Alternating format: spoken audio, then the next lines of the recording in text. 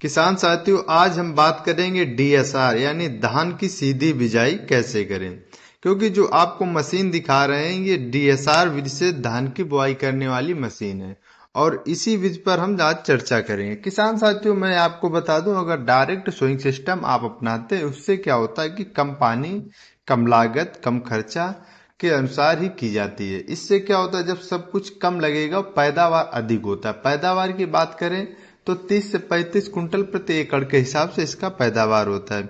जो कि हम आज एक फार्मर के यहाँ आने के बाद में हमने कुछ चीज़ों पे चर्चा की और उन्होंने चर्चा के अनुसार कुछ बातें और कुछ हमने सीखा, कुछ उन्होंने सीखा। तो किसान साथियों, बात करेंगे कि जो धान की बुआई होती है एक हाइब्रिड होती है और देसी होती है। देसी की बात की जाए, जो स्क्रीन पर आपको सीड शो कर रहे हैं उसमें से कोई भी कंपनी का आप डायरेक्ट सोइंग के लिए आप अपना सकते हैं। जैसे कि 6444 गोल्ड, VNR 2121, पैनियर का आप सीड यूज कर सकते हैं, जेके का और या बायो सीड का। इनमें से किसी भी कंपनी का आप सीड प्रयोग में कर सकते हैं। अगर बात करते हैं देसी सीड की, तो आज पूसा बासमती RR 128 और स्क्रीन पर जो शो कर रहे हैं उनमें से किसी एक का आप लेकर के आप बुआई कर सकते हैं।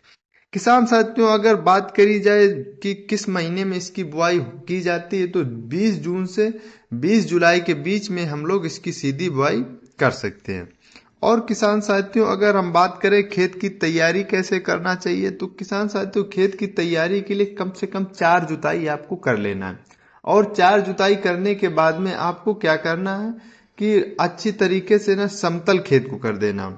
और जब समतल खेत हो जाएगा किसान साथियों, तो अगर आपके खेत का पीएच मान अधिक है तो आप क्या कीजिएगा, 50 किलो जिप्सम आप जरूर ले लीजिएगा। 50 किलो जिप्सम और 2 ट्रॉली गोबर की खाद और आधी ट्रॉली मुर्गी खाद आप ले लीजिएगा और खेत में छिड़क दीजिएगा। और आपको बता दें, जो डीएसआर होता है 2 तरीके से बुआई की जाती है। एक होता है डीएसआर, एक होता है एएसआर। डीएसआर होता है जो सीधी बुआई करता है और एएसआर जो होता है वो 5-6 सेंटीमीटर की गैप दे दे करके बुआई करता है। और दूसरी बात बता दें कि इसकी बुआई सूखे खेत में भी होती है और जिस खेत में 10 से 25% तक नमी होती है उसमें भी बुआई होती है। और किसान साथियों, आपको ये बता दें कि आप जो सीधे बुआई कर रहे हैं तो इसके लिए आपको क्या करना है, बीज की मात्रा जो होगी तो 1 एकड़ में 10 एकड़ से 15 केजी आप रख सकते हैं, यानी 10 केजी से 15 केजी आप बीज की मात्रा रख सकते हैं। अगर आप सीधे बुआई, अगर छिड़कवा विधि से आप बुआई कर रहे हैं तो 18 से 20 केजी आप बीज की मात्रा रख सकते हैं। बुआई के समय हमें क्या प्रयोग में करना चाहिए किसान साथियों, तो डीएपी आपको 50 केजी ले लेना, एसएसपी 50 केजी ले लेना, एमओपी 25 केजी ले लेना। अगर आपके खेत में अगर आपको दिख रहा दीमक की समस्या आ रही तो 5 केजी बायर कंपनी के रीजेंट अल्ट्रा आपको ले लेना है और उसके साथ में आपको अच्छी तरीके से ना आपको मिक्स करके आपको अपने खेत में फेंक देना है।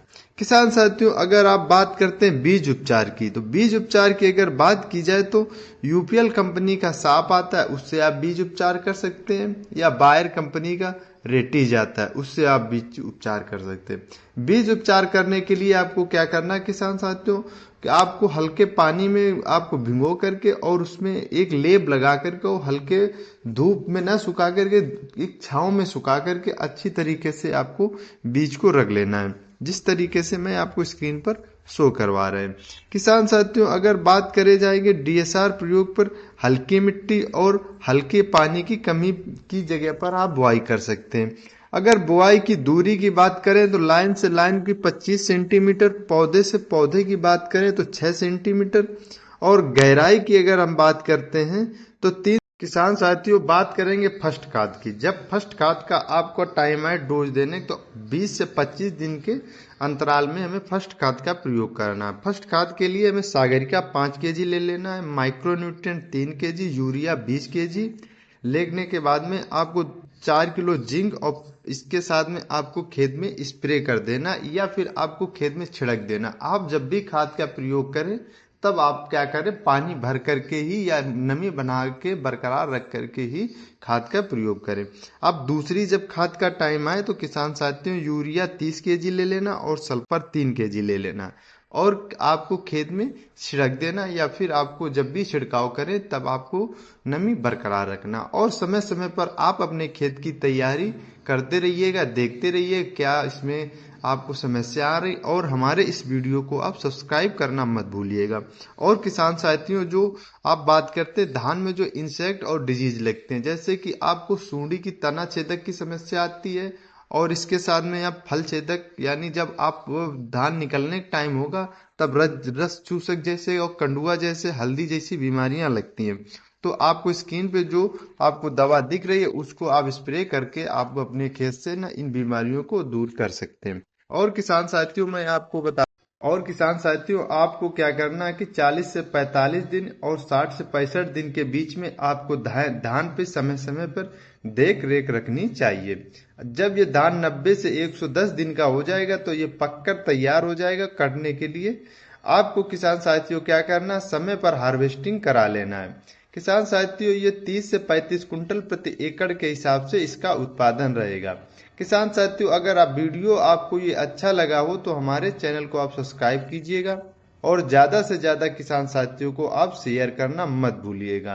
किसान साथियों, अगर आपको कुछ वीडियो में कोई प्रश्न और पूछ